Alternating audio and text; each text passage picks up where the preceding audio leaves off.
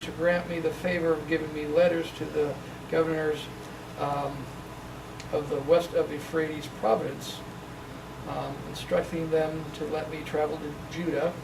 I also asked for a letter to Aspa, the keeper of the royal forest, instructing him to supply me with timber for the gates of the fort that guards the temple, and for the city walls, and for the house I was to live in. The emperor gave me all I asked for because God was with me.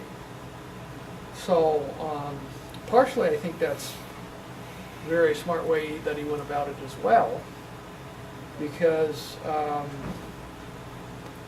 he asked that, hey, can I go back?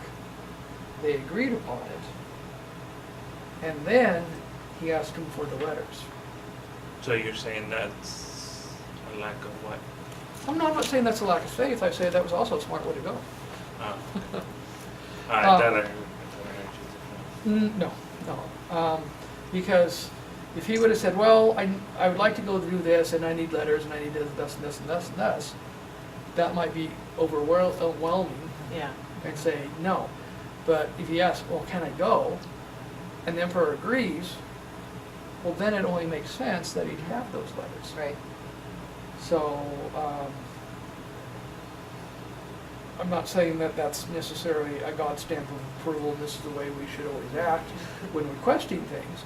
I'm just saying the way the story is being laid out here for us, that it was a nice step by step of how to do things. He said he was very afraid, so he's probably cautious in what he's saying. He's like, this is a great opportunity. I need to be very thoughtful about how I say these things, because this is like my only chance to go. Yeah. I mean, God obviously can do anything, or have arranged for anything. Nehemiah maybe could have gone up to the king himself and say, King, I've got this personal request. Will you please listen? And they said, I'd like to go back to Jerusalem and do this, and I'll need these letters. And God could have easily said, okay, and had Artaxerxes, be okay for that. Maybe because of Nehemiah's position, he's seen enough other diplomats and requests and other things that this was actually a better flow for him. I don't know these things. I'm just saying, how it laid out, to me, it just made sense that he got the permission and then he asked for the details. And I can see that, because sometimes if you just go up and ask for the whole 9 yards, it's no. Right. But you get the first, foot in the door, and then it opens up, and then it's wide open. Well, could we relate that to how we're working for the nonprofit for these ventures that we're looking to do? That you have a meeting, and then you have a meeting, and there's the answer is yes. Then you say, okay, then now we need land. Yeah. We want to do this. It's their idea. Yeah. Great, we're in. Yeah. But we need land. Yes. So exactly. where's the land? Exactly. And then you get the land, and you say, okay, now we need power, or we need, and I see it, using the same principle for us that Nehemiah was using there. Yeah. That So first I don't know if you heard this, but at the beginning, but with the community of Fife, the church here, doing the right thing, went to the Parks Appreciation Days and helped out, and developed a reputation at that point. Even to the point, like I say, they should name it the New Life Parks Appreciation Day. the first time the mayor met us. Yes, exactly. So, like Nehemiah, we were doing what was right. That's right. We had no clue that at that point that there was a possibility of us going into the traditional housing, helping out with that. At least maybe you might have had it, and I didn't think. No, it's serving the city. It's being part of the place that we live and participating in what that means, and that was all. Mm-hmm. And through that, I see God brings us into favor with the city in a way that allows us to sit down with the city manager and say, hey. Exactly. And that's kind of what Nehemiah was doing. He was doing his job. He was doing it to the best of his ability, and also in a way that, you could do your job and do a technically good job, but not be a fun person to be around, Mhm. or enjoyable to be person to be around. Whereas at this, looking at this, the context of what we're seeing in 2, where the emperor noticed that he was sad and thought enough to ask Yeah, because there's relationship there. because of the relationship. Yeah, absolutely. And, and I appreciate where, we're told in the Bible, Paul tells us to work as unto Christ, Mhm. not as man. And that's what we kind of also brought it back to Joseph and his attitude in his different positions, and how ultimately that worked out really well for him. And so, with us, we are trying to do what's right in the community because it is right. Not necessarily we're trying to toot our own horns or anything like that. And so you get noticed, even though you don't know you get noticed necessarily. No, so sometimes they say they could rename the day New Life. Well, I think this line of thinking, it goes along with the concept that you reap what you sow, but it also implies that by serving other people, if we expect that we're going to get recognition and special treatment, then we're actually being very strategic and selfish Right. in serving others. Right? Yeah. There's, No, yeah, you could do have things. to hold on to humility, Right. and by focusing just on the person who's making the requests and serving, we're missing the fact that the emperor had a very strong moment of compassion. Mhm. Okay, what touched him? What impressed him to notice his servant was sad? Yes. He could have just pushed on ahead with his meal. Bring me more wine. Hey, what's wrong with you? Get him out of here. He has a bad look on his face. I don't want to be around him. But there's more. There's just more at work, and it's completely out of our hands. And to be a servant really just takes you humbling yourself. And in my own experience, it's a battle. There was, as I was serving somebody, I had a battle because I liked the special treatment and attention I could get from time to time, but that wasn't my job. I wasn't there to get that.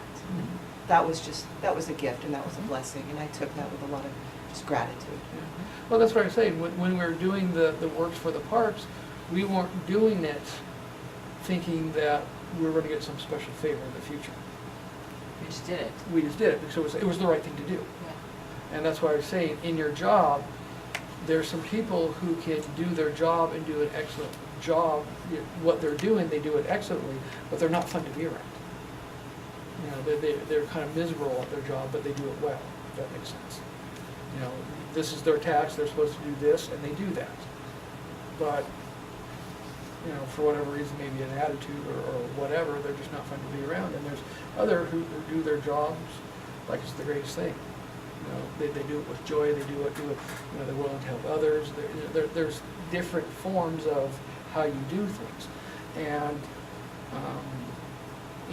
and I'm not saying that you do it to stand out. You do it because it's the right thing to do. If someone hires you, no matter what the job is, you do it like Gail said, or like Paul said, you do it like you do it for Christ. You're doing your best. You're not trying to take the shortcuts. You're not trying to find the loopholes to get around. You're not taking, I'm being silly here, but you're not taking the 15 smoke breaks a day. You're doing your job. You're going out there and you're doing it right because it's the right thing to do. Now, if you happen to get noticed, and you happen to do other stuff, and it works out, because maybe your job is to scrub the floors every day, and you do it for 50 years, and you don't get that recognition or anything, but you're doing your job because that's the ability, that's the job that God has given you, and you do it for all, the best to your ability. If that makes sense. I was working at a college, and I was just being, who I was with Christ Mhm. in the job. And at one point, one of the supervisors pulled me to the office and said, "What is it about you? You're always so happy, or like you're able to not get sucked into the conflict that's happening." Like, so that people would get frustrated and they would, "Oh my God, I hate this," and they'd walk out of the room or something, because it was a stressful time. And I was able to share about my faith, and I was like, "Well, that was cool." Like, I didn't have this agenda. I was just showing Christ as much as, showed through me my faults to them, and they noticed. So they actually asked me to work there again, one day a week, it's I'm there again, and they just all really like me because I don't have the drama that comes up. And you can choose to take the drama or not. Yeah, it's just. Yeah, so I know some people who just flat out will say, if you're gonna talk bad, I don't wanna hear it. And then she'll, talk always good about people. Or if someone's talking bad, they'll say, well, yeah, but they also do this really well. And so they learn not to gossip around her. Right? So, but, we all have bad days too. Sometimes Yeah. something will tick you off that normally wouldn't for whatever reason. It was just all those little things. And normally, if we do that, then of course we feel bad about it. But there's also other things that God will do. God will open doors that we have no clue that were ever open or could be open for us. Had no clue, out of the blue we might get that phone call, or bump into that person, or meet that person who knows that person who knows that person type situation. But at least as I'm reading through here, God obviously has been working with Nehemiah, with the emperor, to see the different things going on that he would then look favorably. Because we read history books about Artaxerxes and some of the other emperors of that time. There was a reason why Jonah didn't want to go to Nineveh. So, but then he asked him for the letters. He obviously, Nehemiah himself, has obviously been thinking about what, excuse me, what needed to be done. He'd gotten the reports back, so he's been keeping tabs on Jerusalem. He's been keeping tabs on what's been rebuilt, what hasn't been rebuilt. He knew that if he was going to go back and help rebuild things, what type of, in this case, letters would he need to introduce himself. And the idea also that he knew that he just can't go into any forest and chop down trees. If he just went into the forest and started chopping down trees, that would have been a bit major thing. So he was going to the city council meeting. That's right. And learning what needed to be done. So, he looked intelligent, because if he just said, okay, great, I'm going. Well, once again, it doesn't mean God couldn't work things out, but it was a lot easier. And even as we continue to read in the book of Nehemiah, he did have issues with some of the surrounding people. And so these letters were important that gave him authority, in this case, from the government to do the things that he's able to do. Because the gracious hand of God was on him. Exactly. And in this particular case, in verse 8, the emperor gave me all I asked for because God was with me. How did Nehemiah know that God was with him? Because he knew God, knew his character. Maybe he just trusted that. The Pharisees thought they knew God. But they didn't trust him. Did they? I think Nehemiah understood the truth of God.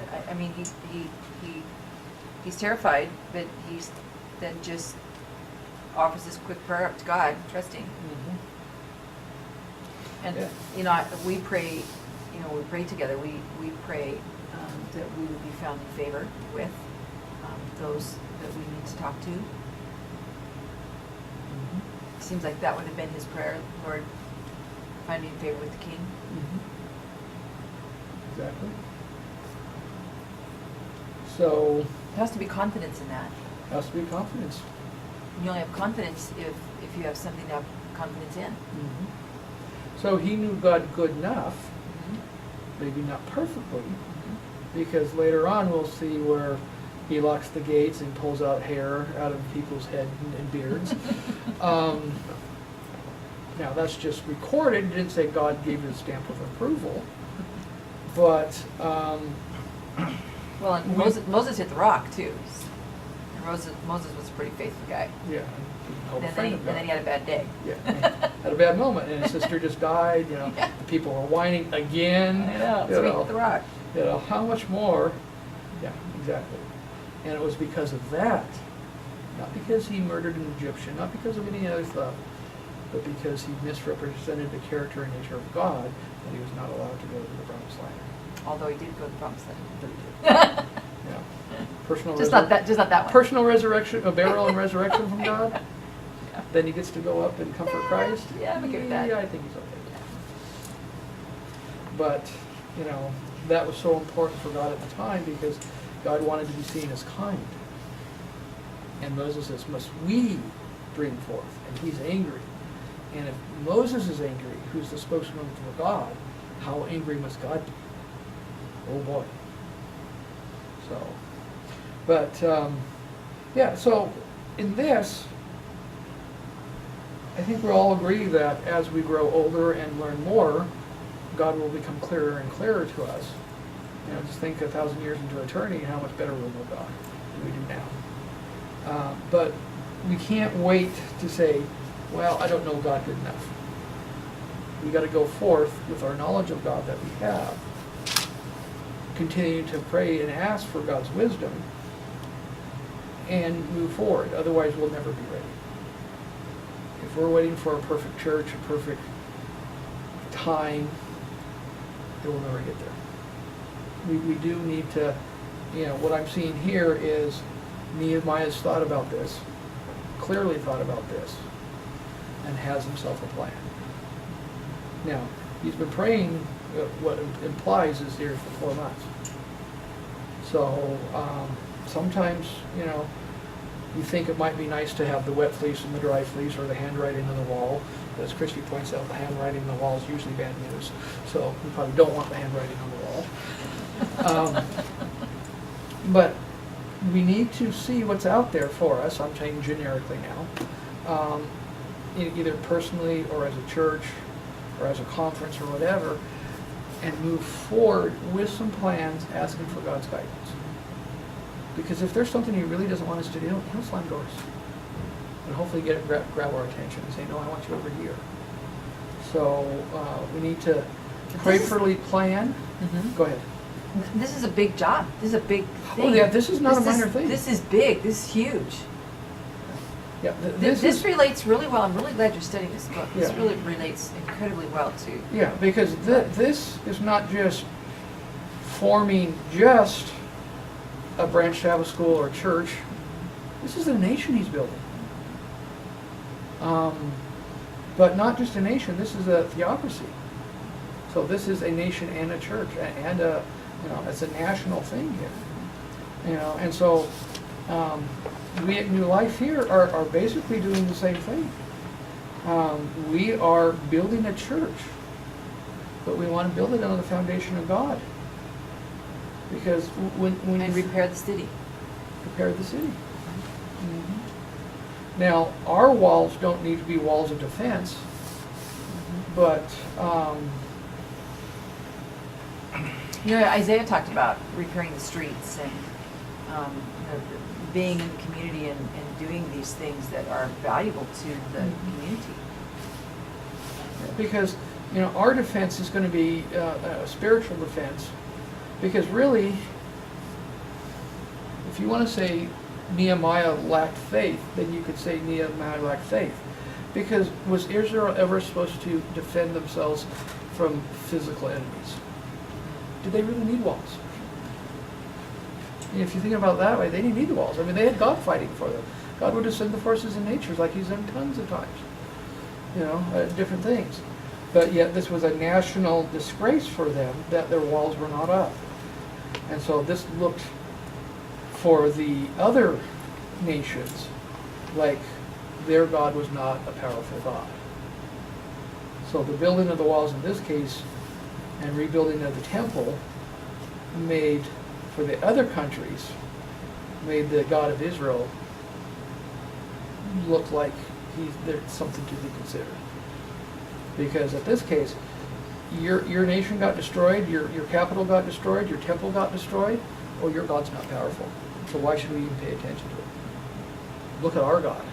You know, he allowed us to come in, and he gave us the victory over your God.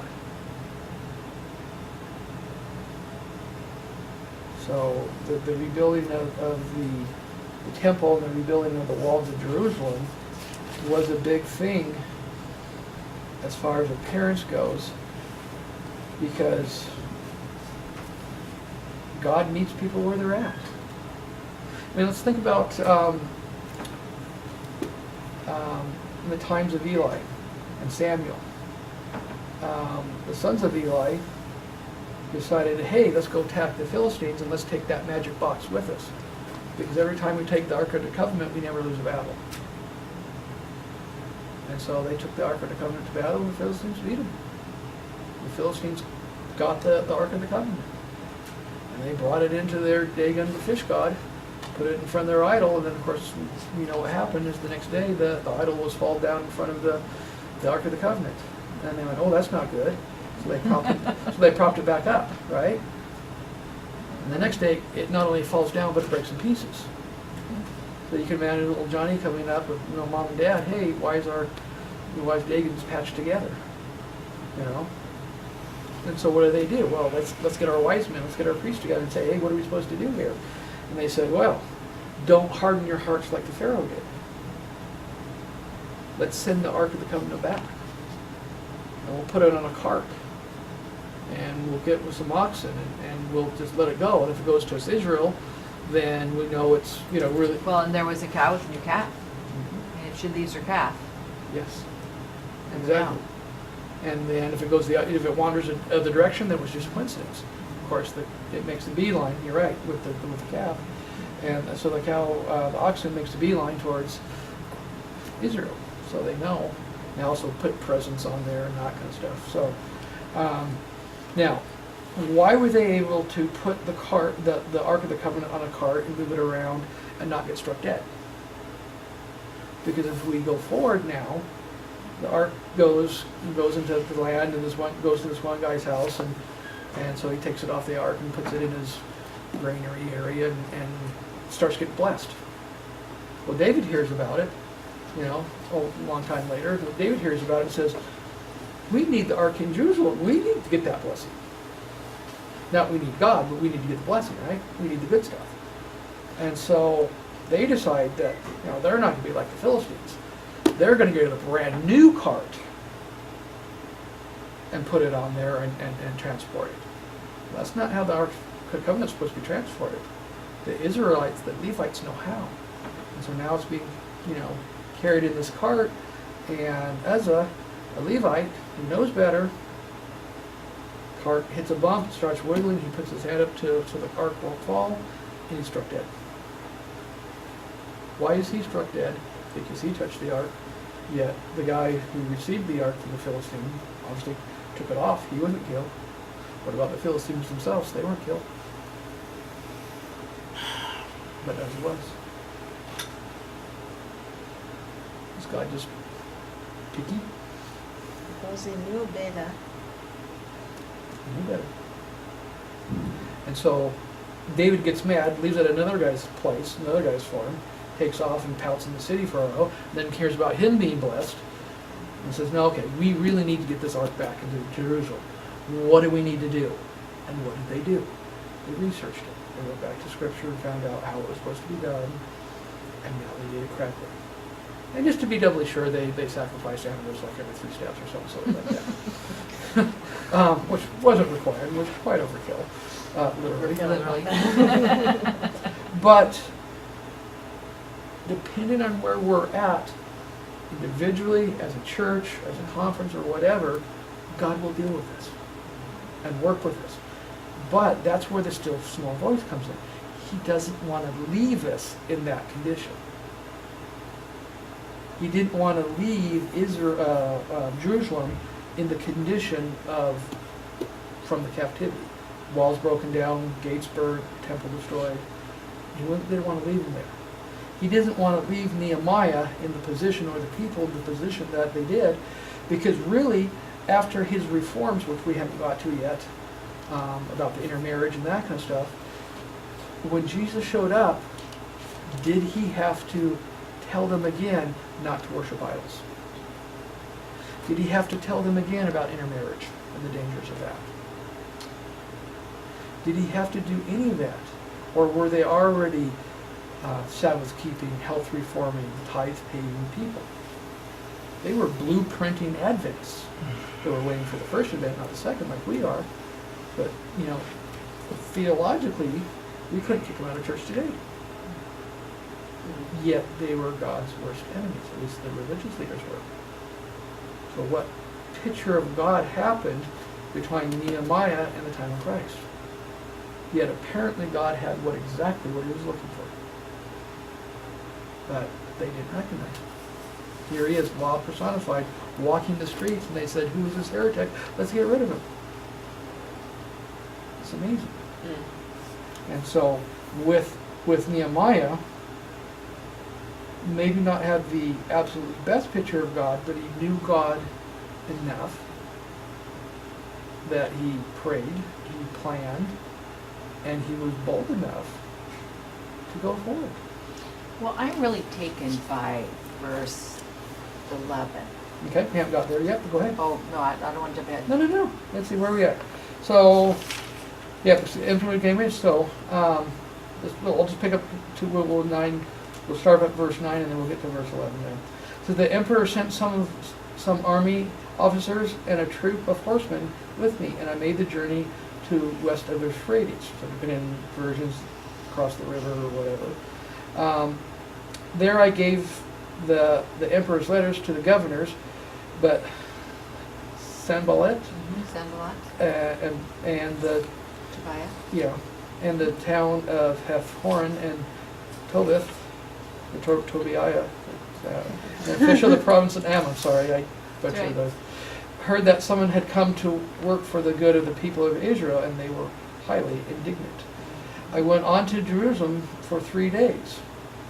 I did not tell anyone what God had inspired me to do for Jerusalem. Then in the middle of the night I got up and went out, taking a few of my companions with me.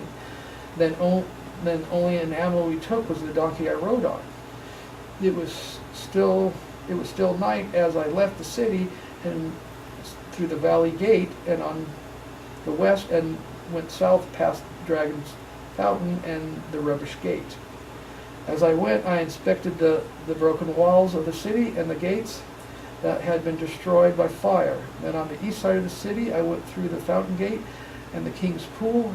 The donkey I was riding could not find any path through the rebels, so I went down into Kidron Valley and rode along looking at the wall. Then I returned the way I'd come and went back through this into the city through the valley gate. None of the local officials knew where I had gone or what I had been doing. And so far I had not said anything to my fellow Jews, the priests, the leaders, the officials, or anyone else who would be taking part of the work. So there's the context. So you like verse 11. Actually 12, sorry. 12. I didn't see that one, 12. He went out, taking only a few to do recon, checking it out. So not everybody was part of that. There were just a few. And I'm taken by, he's following the plans that God put in his heart. So he has a relationship with God that's pretty keen, because we don't always hear God speaking to us, the plans that he would have. And here he is, there's plans. These plans came from God, he knows they came from him. He takes a few out to do the recon, and then he invites everyone else to be part of that. Just this all is just like resonating with But it- us. Yeah, it also tells me that, okay, he's from afar. He hears about this stuff. He's not been to Jerusalem as far as we know. Okay? So he knows what needs to be done. He has a plan. He gets started with the plan. Now he finally shows up and says, okay, now let's really see what we need to get done. Because he's got his plan, but now that he says that he really sees what needs to be done, it's probably altered it some. Sure. Because we get more and more details the deeper we get into it. Sure, what he thought was needed isn't exactly what was needed, it really needed this. Yes. Or he could have said, man, these walls are way worse than I thought. Or maybe the walls are not as bad as I thought. And again, I think it resonates with us as New Life and being here in Fife and thinking what it was that we're supposed to do and discovering that there may be some different ideas. It says, and also, well, if you keep reading, verse 17, but now I say to them, you know very well the trouble that we're in. Jerusalem lies in ruins and the gates has been destroyed by fire. So, though he went out there because God put in his heart, it's not that he didn't believe that God was not going to do what he put in his heart, because there's already providence enough for him to get where he's at. Right? But he goes and inspects this to understand the state that they're in. Right? So if we can look at that, how can we apply that today? Right? We often God put in our hearts something, but we don't intricately, is that the right word? Intrinsically? No, intricately. Intricately, yeah, that's right. Look at the work that we have to do. Right? Or we're not aware that someone's doing it. I'd like to suggest that. We're not aware that there is someone that's doing that because he went out at night with only a few. You can be on the other side. Right. So there are many who don't know that this is happening.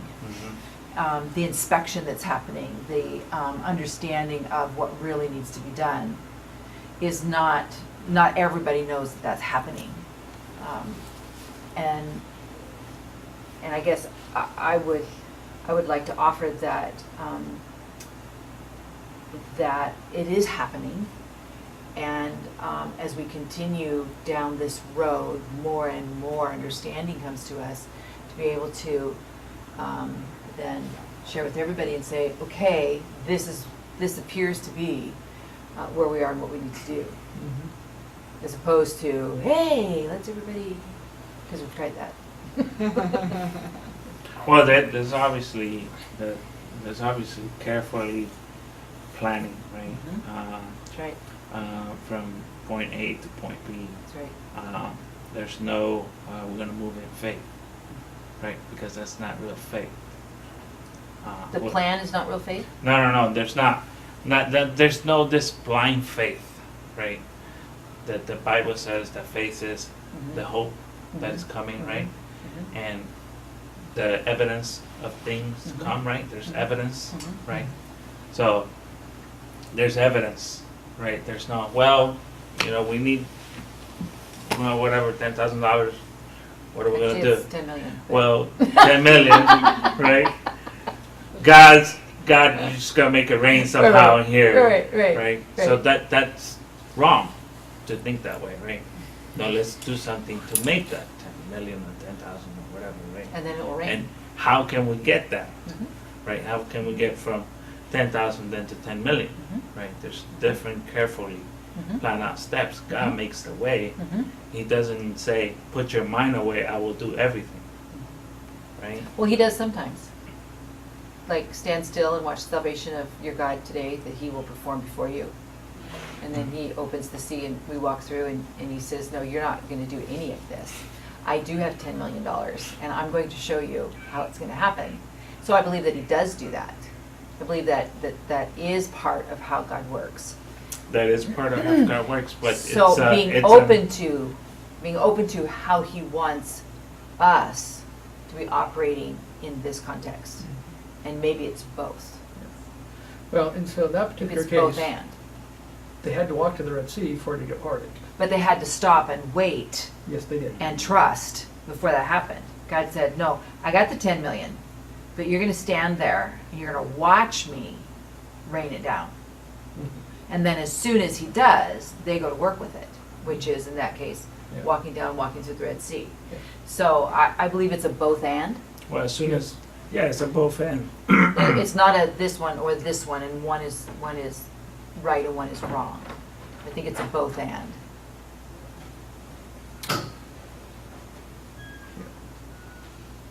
we have faith. We have faith that God's going to provide what it is that we need, whether it be being in favor with city officials, whether it be having land provided, whether it be finding a group of people who are willing to work really hard and be involved and be part of something that this is a big deal. Mm-hmm. Who wants in? Not everybody wants in. Yeah. But finding the people who, and God will bring them. I believe God will bring people here to be in. I already have emails and phone calls. I want in. We've heard what you guys are talking about. Yeah. And I want in. Yeah, because ultimately, once they start rebuilding the walls, it took them 52 days. Right. Yeah. Okay. Like, So that's it ridiculous. could not, if Nehemiah could have been better dedicated, it would have taken him by himself 52 years, maybe. Sure. Sure. So it does, like you say, take the, in this case, he was willing to step out as a leader and then get a group together that then got a bigger group together that was able to rebuild the walls. And they each supported each other as they were rebuilding different sections and stuff. And so with us, it's the same thing. God has given us in our hearts, a commission to do. We're supposed to, reach the gospel out. I mean, as a generic, but how do we also do that? Well, it goes back to the old saying: people don't care what you have to say until you show them how much you care. And so by starting off by just doing some nice things because it was the right thing, like the parks day and that kind of stuff, and then hearing about different things, then doors start opening up and say, yeah, we're trying to positively reach this community, and look what the potential is if we then have the faith to continue on with it. If not, God will find somebody else. And the word's going to go out, and people will be helped. Right. And so we as New Life have an opportunity to go out and build the walls, so to speak. In this case, in a positive sense, not blocking everybody in, but in this case, opening up doors and what have you. And the potential to impact a community is great.